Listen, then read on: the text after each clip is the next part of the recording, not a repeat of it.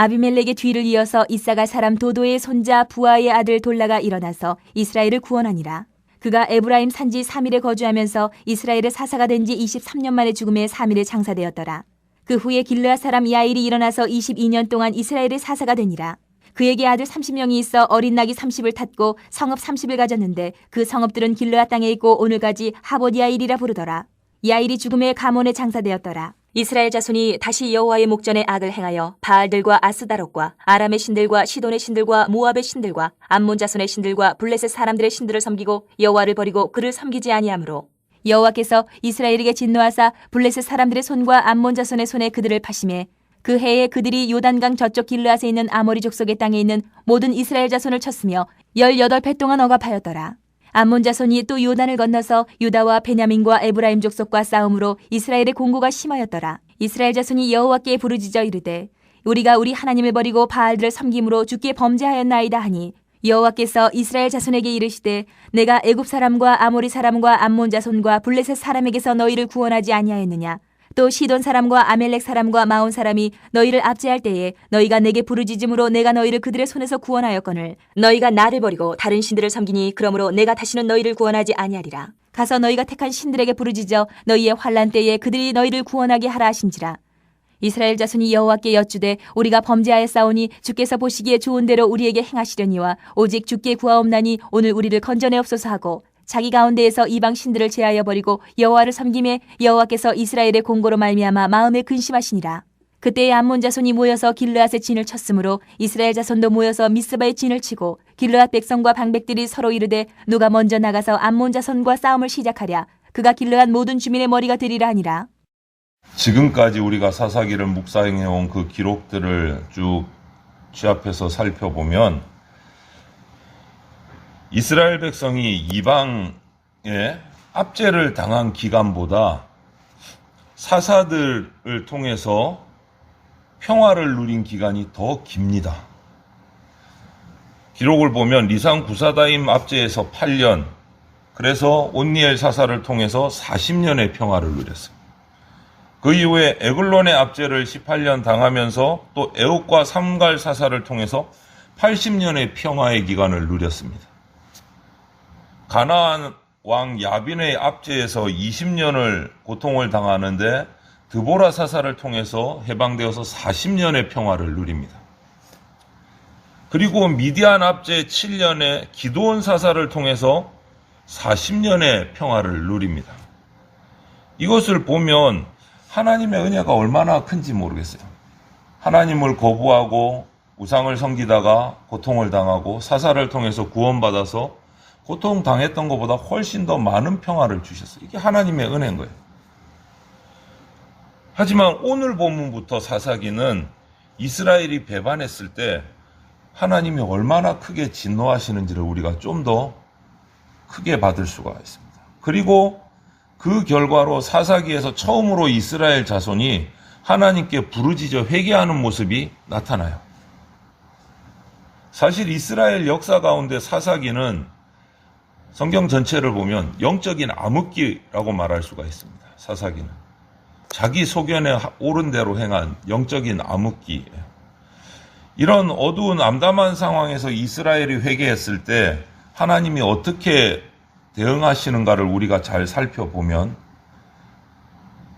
하나님이 지금 우리를 향해서 오늘날도 어떤 마음을 가지고 계시는가를 우리가 찾아볼 수 있습니다. 먼저 1절에서 5절을 보면 아비멜렉의 그 공포 통치 3년의 암흑기가 끝나고 돌라와 야일 사사 시기를 통해서 풍요로운 시기가 40년이 넘게 이어집니다. 그런 풍요의 시기에 오늘도 보면 하나님을 잊었어요. 이스라엘 백성이 오히려 하나님을 잊었어요. 풍요와 안정이 우리에게 찾아올 때 하나님을 떠날 위험이 우리 인간에게는 가장 높습니다. 가장 높습니다. 그래서 우리가 경계를 해야 됩니다.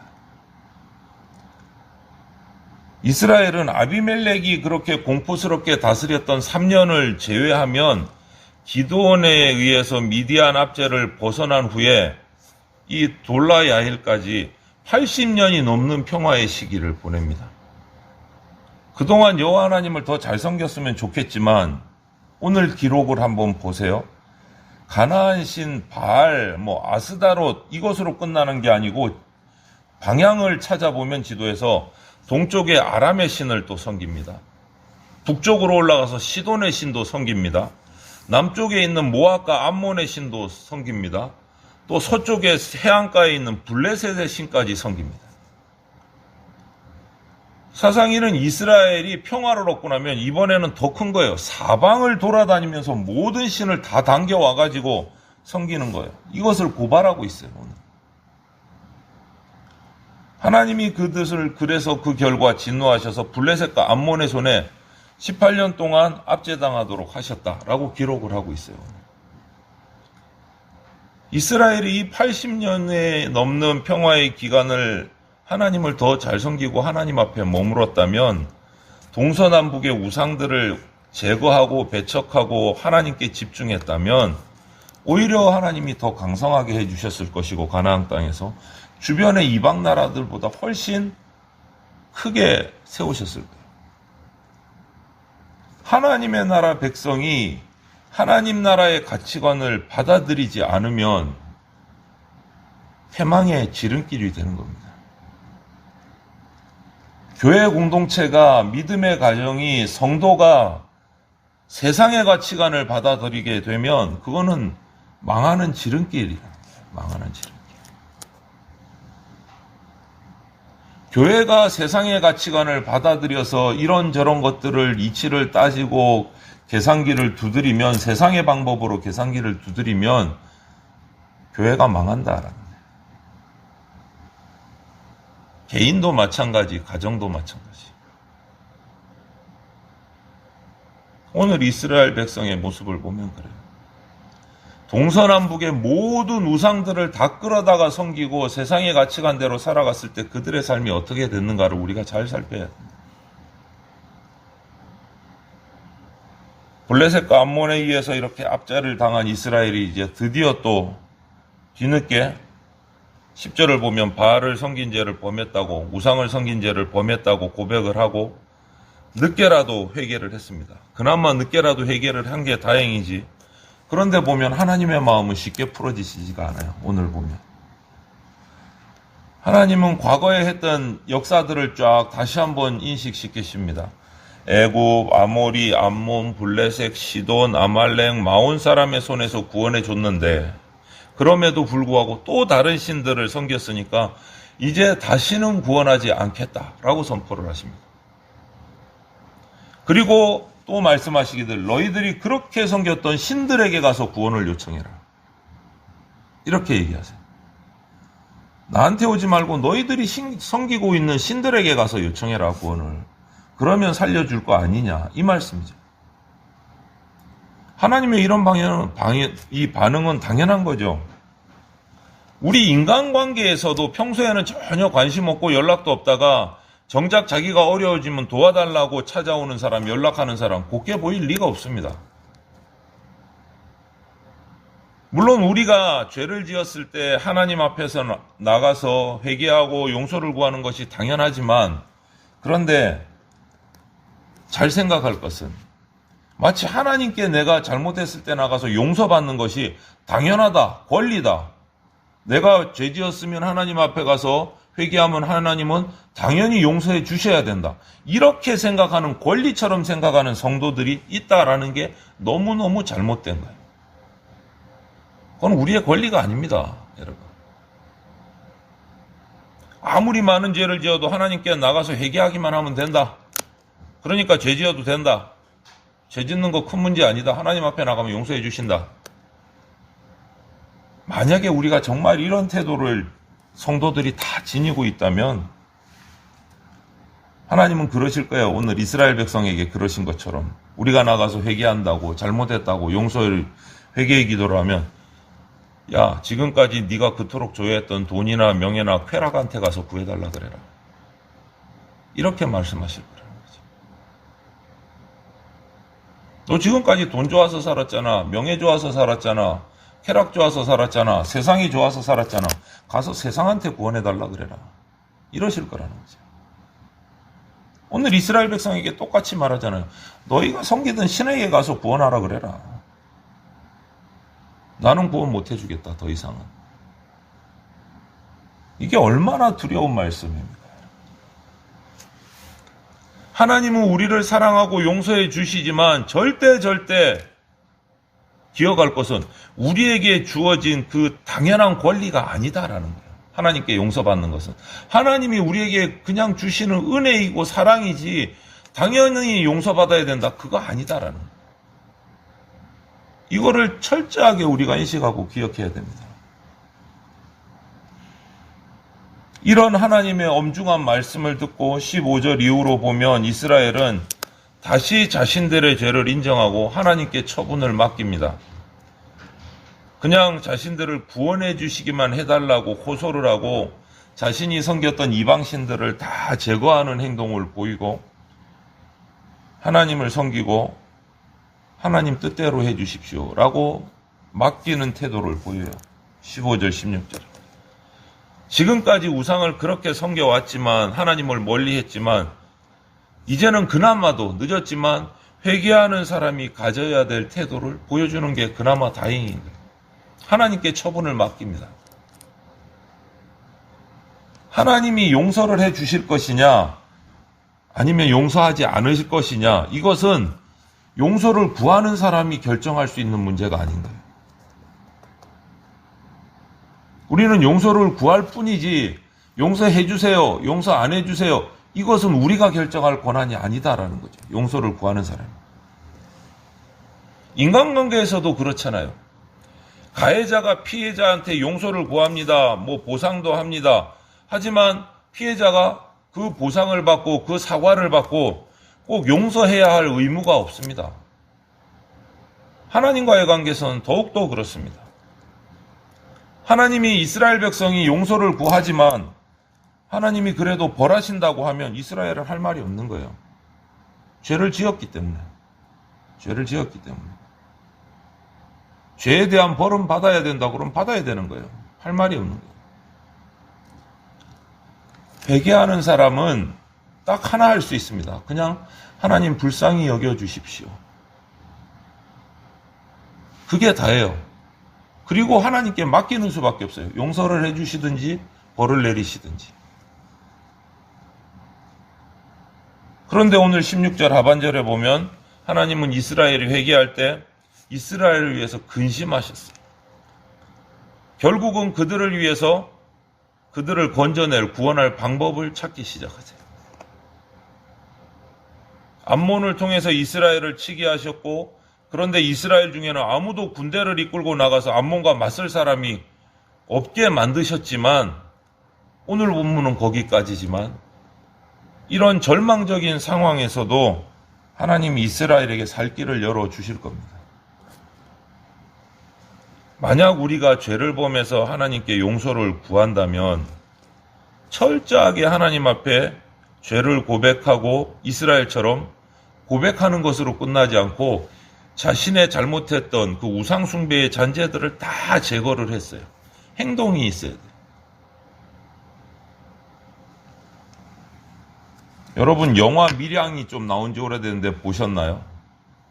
영화 밀양이라는 영화에 보면 범죄가 일어나고 그 범죄를 저지른 범인이 잡혀서 옥중에 있고 그 당한 피해자가 하나님 앞에서 너무 부르짖다가 이제 용서하기 위해서 죄수를 면회하러 갑니다. 죄수를 만났어요.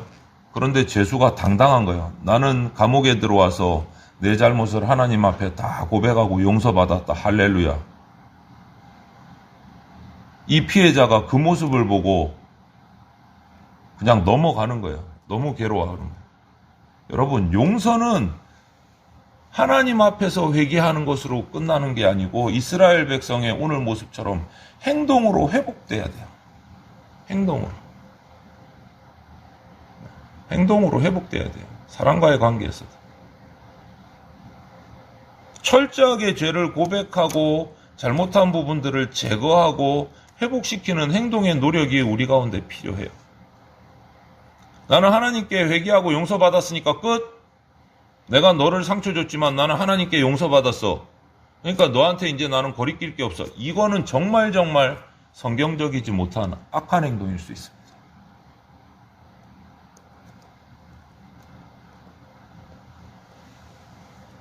회개하면 하나님이 용서해 주신다라는 말이 맞습니다. 틀린 말 아닙니다. 정확한 말씀인데 문제는 이것을 악용하는 성도들도 많다라는 거예요.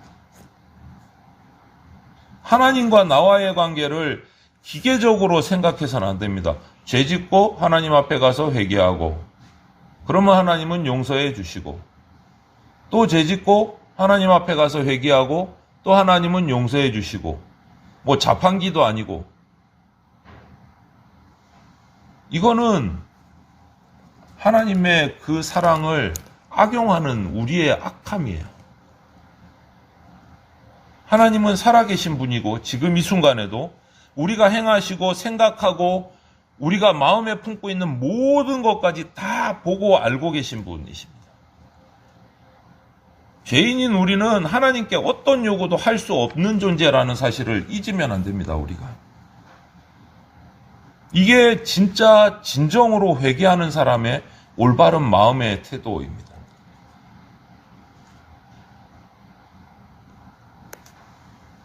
한국교회의 과거를 보면 6.25 전쟁, 일제시대를 넘어서 6.25 전쟁을 겪은 후 지금까지 60년, 70년이 되기까지 정말 사실 엄청난 부흥을 누려왔습니다. 한국교회는. 어느 목사님이 그러시더라고요. 그때는 그냥 교회로 사람들이 몰려들었어. 그러시더라고요. 교회로 사람들이 몰려들었어. 제 아버지 때의 모습만 봐도 그랬습니다. 그냥 사람들이 교회로 왔어. 그러면 뒤집어서 생각해보면 그 부흥의 때에, 그 기쁨의 때에 영혼들이 교회로 하나님 앞으로 몰려드는 그 때에 얼마나 한국교회가 하나님이 기뻐하시고 행복해 하실 만한 사역들을 남겨놓았는가. 우리 교회도 마찬가지입니다. 냉정하게 돌아봐야 돼요. 우리 교회도 한국교회 중에 한 부분이니까.